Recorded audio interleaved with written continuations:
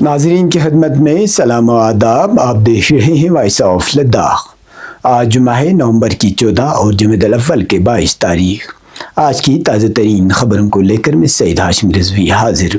ناظرین سے گزارش ہے کہ تازہ ترین خبروں اور حالات و واقعات سے باخبر رہنے کے لیے ہمارے چینل کو سبسکرائب کریں اور خبریں آخر تک ضرور دیکھیں. آپ دیکھ رہے ہیں آپ کا پسندیدہ news channel voice of Ladakh.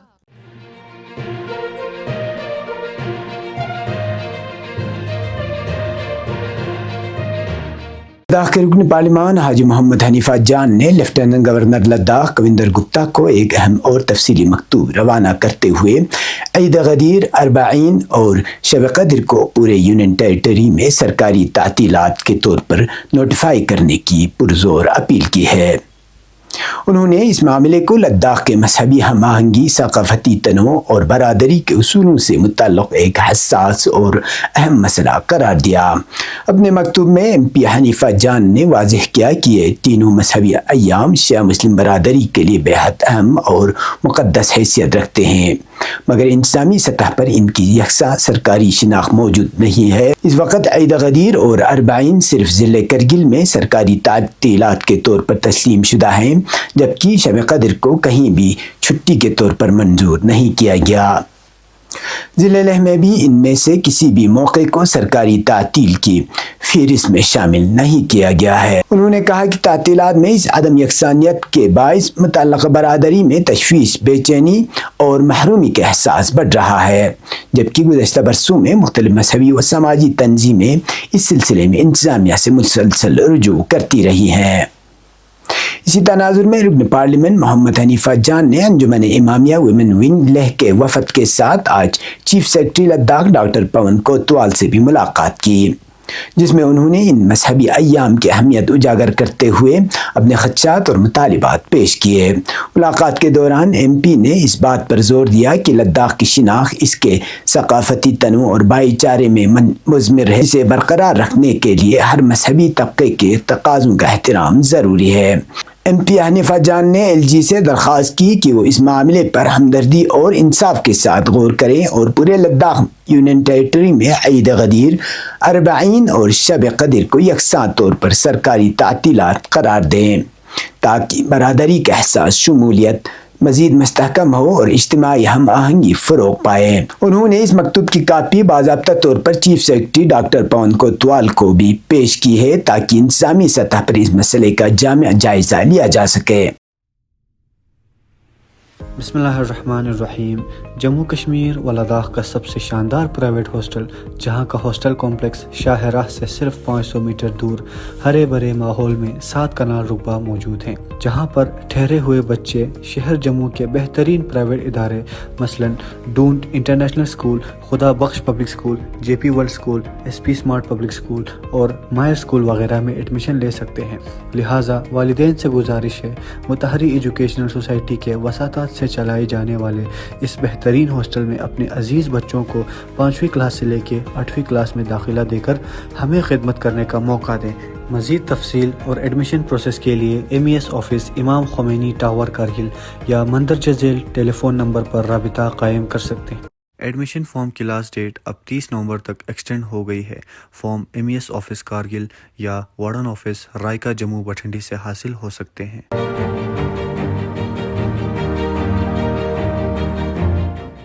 Union territory Ladakh کی انتظامیہ کے محکمہ اسکولی ایجوکیشن نے لداخ اسکول ایجوکیشن سب آرڈینیٹ سروس ریکروٹمنٹ رولز 2025 کے مسودے پر اسٹیک ہولڈر سے رائے اور تجاویز مانگی ہے. اس سلسلے میں یو ٹی سیکریٹریٹ لیہ میں ایک باقاعدہ میمورنڈم جاری کیا گیا ہے.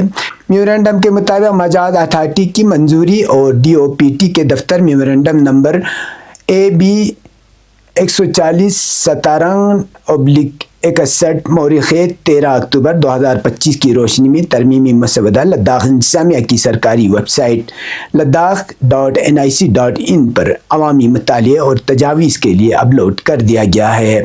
محکمے نے تمام متعلقہ فریقین سے درخواست کی ہے کہ وہ مسودے پر اپنی رائے اور تجاویز 30 روز کے اندر جمع کرائیں، جس کے بعد ترمیمی قواعد کو حتمی شکل دی جائے گی.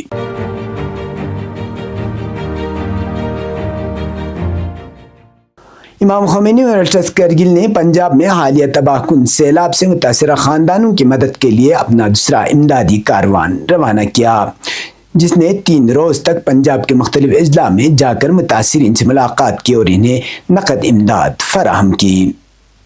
یہ دوسرا امدادی مشن وائس چیئرمین IKMT حجت الاسلام شیخ حسنین رضوانی اور بسیج روحانی ان کے وائس چیئرمین حجت الاسلام شیخ محمد حسین رجائی کی قیادت میں روانہ ہوا۔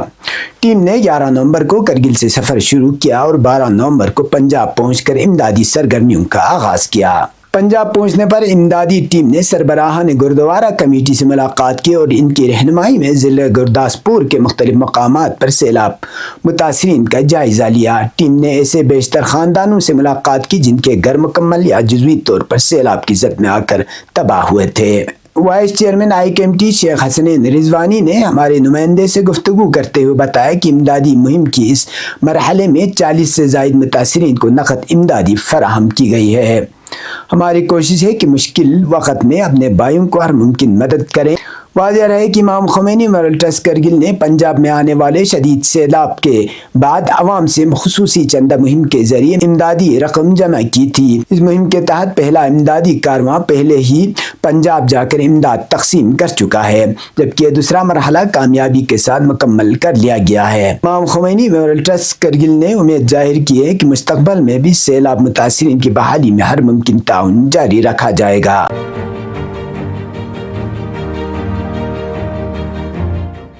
Government model degree college Zanskar میں 2 ماہ کی مفت کے SSRB کوچنگ پروگرام کی اختتامی تقریب منعقد ہوئی، جس میں طلباء، اساتذہ اور متعدد معزز مہمانوں نے شرکت کی۔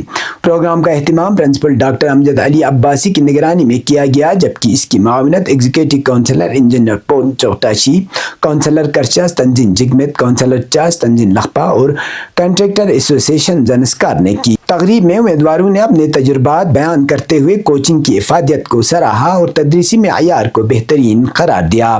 کنٹریکٹر ایسوسیشن کے نائب صدر نے طلبہ کی حوصلہ افزائی کرتے ہوئے اس اقدام کو سراہا اور مستقبل میں بھی تعاون کی یقین دہانی کرائی۔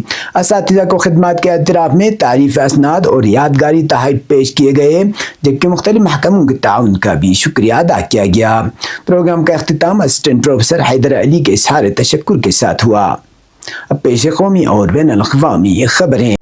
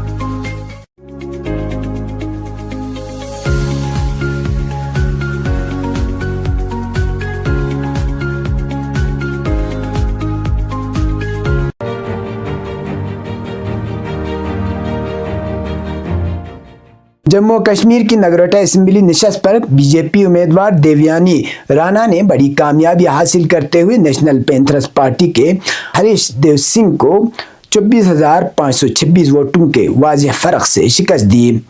دیویانی رانا نے 42,214 ووٹ حاصل کیے، جبکہ ہریش دیو سنگھ کو 17,688 اور نیشنل کانفرنس کے امیدوار شمیم بیگم کو 10,846 ووٹ ملے۔ دیگر امیدوار 1,000 ووٹ بھی حاصل نہ کر سکے۔ یہ نشست دیوانی رانا کے والد دیوندر سنگھ رانا کے انتقال کے بعد خالی ہوئی تھی۔ جانب بڑگام میں نیشنل کانفرنس کو تاریخ میں پہلی بار شکست ہوئی، جہاں PDP امیدوار آغا سعید منتظر نے NC کے آغا سعید محمود کو 4,152 ووٹوں سے شکست دی۔ آغا منتظر نے 21,534 جبکہ آغا محمود نے 17,382 ووٹ حاصل کیے۔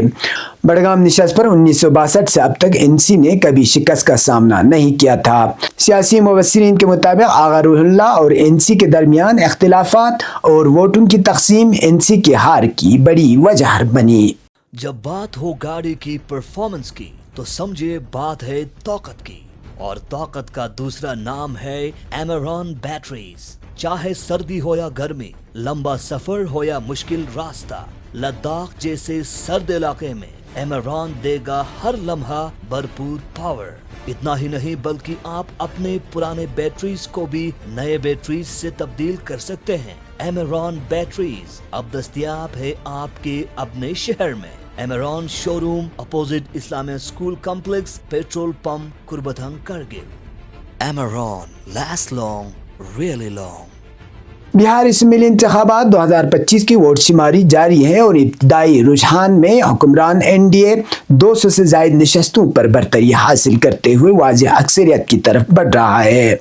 बीजेपी और जेडीयू इत्तेहाद एक बार फिर हुकूमत साजी की मजबूत पोजीशन में नजर आ रहा है। महागठबंधन जिसमें आरजेडी और कांग्रेस शामिल हैं बड़ी नाकामी का शिकार दिखाई दे रहा है, जबकि स्वराज पार्टी अभी तक एक भी नशस्त पर आगे नहीं है।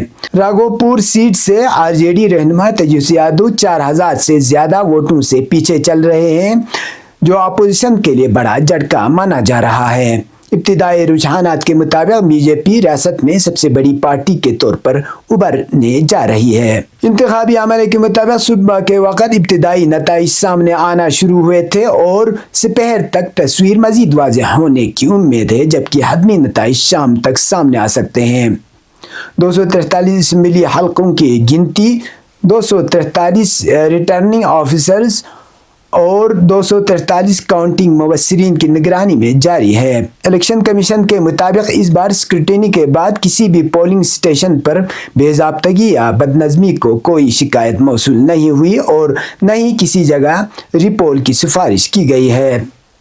पटना में बीजेपी दफ्तर के बाहर बीजेपी और जेडीयू कारकुनान ने शानदार जश्न मनाया और एक बार फिर एनडीए की हुकूमत की वापसी का दावा किया।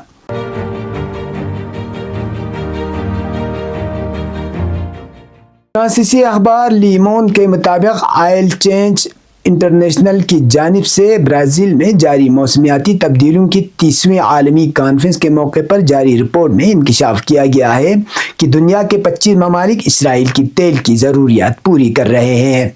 रिपोर्ट में बताया गया है कि अज़रबैजान और कज़ाकिस्तान ने गज़ा पर 2 साला जारियत के दौरान इसराइल को इसकी ज़रूरियत का 70% खाम तेल फराहम किया। रिफाइंड पेट्रोलियम मसनूआत बरामद करने वालों में यूनान और अमेरिका सरफेरिस हैं, जबकि अमेरिका वाहिद मुल्क है जो इसराइली फौजी तैयारों को ईंधन फराहम करता है। लुबनानी अखबार अल अखबार के मुताबिक इन ममालिक ने इसराइल को ईंधन फराहमी के साथ साथ इनके जराइम पर खामोशी अख्तियार किए रखी है। डेटाबेस S&P ग्लोबल के मुताबिक इसराइल मुकामी सतह पर तकरीबन कोई तेल पैदा नहीं करता और अपनी रिफाइनरों में इस्तेमाल के लिए रोज़ाना 3 लाख बैरल खाम तेल दरामद करता है। बड़ा हिस्सा काज़ाक और अज़रबैजान तेल होता है। कज़ाकिस्तान और अज़रबैजान दोनों इस्लामी ताउन तंजीम और ओपेक के रुकन ममालिक हैं। अक़वाम मुत्तहिदा की मौसमियाती तब्दीलियों से मुताल्लिक़ 30वीं आलमी कॉन्फ्रेंस 10 नवंबर से ब्राज़ील के शहर बेलम में जारी है, जो 21 नवंबर तक जारी रहेगी। ये तो अब तक की खबरें। इसी के साथ मुझे और मेरे साथियों को दीजिए इजाज़त। अल्लाह हाफ़िज़।